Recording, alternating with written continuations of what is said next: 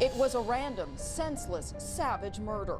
In March of 1964, a young woman named Kitty Genovese was stalked and stabbed to death. Just exactly what was it you heard? Save me, save me. Didn't this frighten you or shock you? No. 15 years ago, a young woman was stabbed to death in front of a Queens, New York apartment, half a block from her home. More than 30 people had witnessed her attack, and no one had picked up the phone to call the police. Imagine screaming for your life on a dark New York street. Dozens of people nearby, watching, listening, but no one helps. This isn't just a horror story, it actually happened. The brutal murder of Kitty Genovese in 1964 shocked the world, exposing a chilling truth about human nature. But what if I told you the story that made headlines wasn't the whole truth? And what if I told you this case led to something we all rely on today? 911 emergency services. Get ready to uncover a story full of shocking twists, media manipulation, and a reality far more complex than what the newspapers wanted you to believe. It was a quiet March night in Queens, New York. 28-year-old Kitty Genovese had just finished her shift managing a bar and was on her way home. She stopped, saw a man against the wall. She didn't quite make it halfway down the block before the killer drove a knife into her. I heard the screaming. I went to the bedroom window and I saw some girl on her knees. She parked her car and started walking towards her apartment, just a few feet from safety, when she heard footsteps. Heavy, fast, closing in. A man rushed toward her and, without warning, plunged a knife into her back. Kitty screamed, "Oh my God, he stabbed me!" A cry so desperate it should have sent people running to help. But no one came. Instead, windows lit up.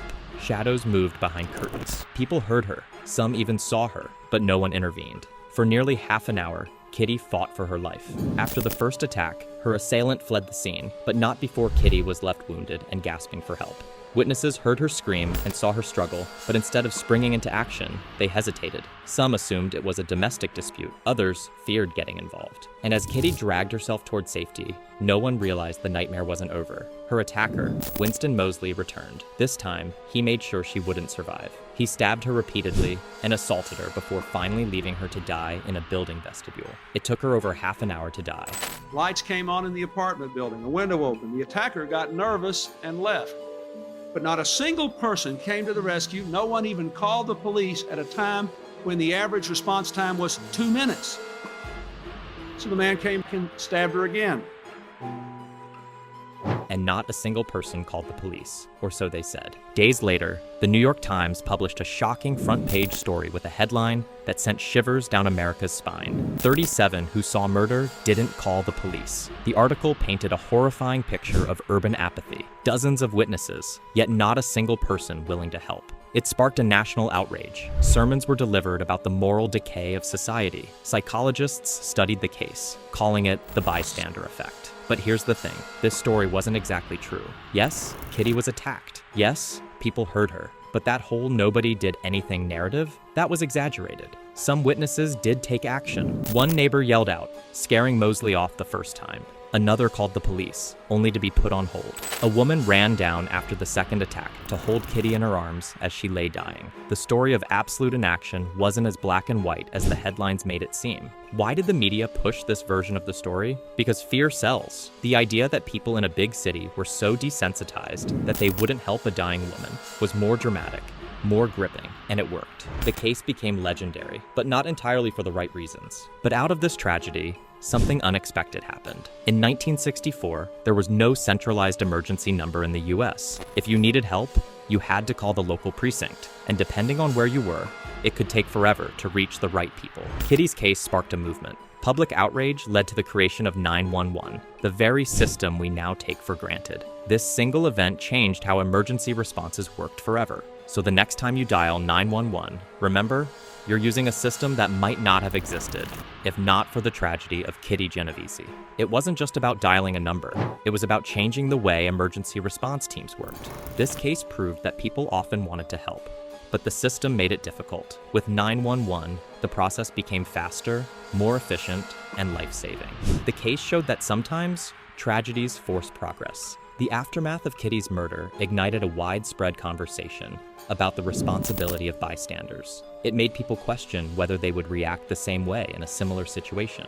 Lawmakers, psychologists, and community leaders began discussing how society could prevent such inaction in the future. Eventually, this led to the development of the Good Samaritan Law, which protects those who step in to help in emergencies from legal repercussions. This law encouraged more people to take action, knowing that they wouldn't be penalized for trying to assist someone in distress. Beyond legal changes, this case also led to a shift in how communities functioned. More neighborhood watch groups formed, and social awareness around crime increased. People started realizing that intervention could be the difference between life and death. As for her killer, Winston Moseley, he was arrested 6 days later. And what investigators found out about him? Chilling. Moseley wasn't just some random mugger. He was a serial killer who had already committed multiple murders. And his reason for attacking Kitty? He told police he was simply out hunting for a woman to kill. It doesn't take a lot to kill a person, I guess. He was sentenced to life in prison, but never showed any remorse. He even escaped once in 1968 and committed a violent attack before being caught again. He tried everything, pleading insanity, playing the victim, but justice wasn't on his side.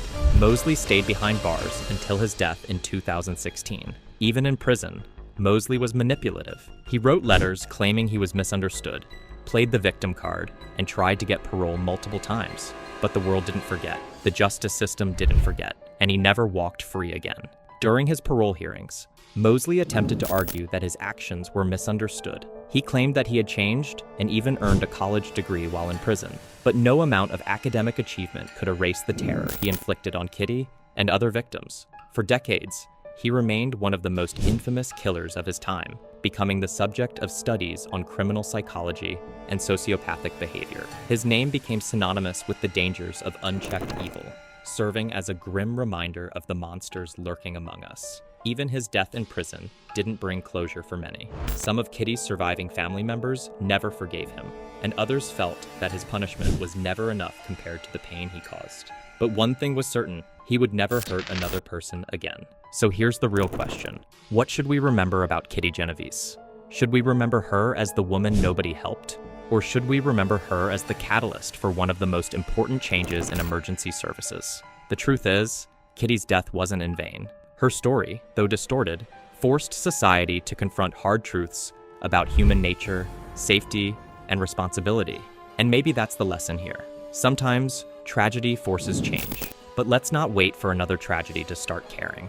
What happened to Kitty Genovese wasn't just a crime, it was a wake-up call. A moment in history that forced us to ask, what would I have done? And more importantly, what will I do next time? That's it for today's deep dive. What do you think about the Kitty Genovese case? Do you think the media's role in this story was justified, or do you think they twisted the truth for shock value? Let's talk in the comments below. And if you want more eye-opening stories like this, don't forget to like, subscribe, and hit that notification bell. See you in the next one.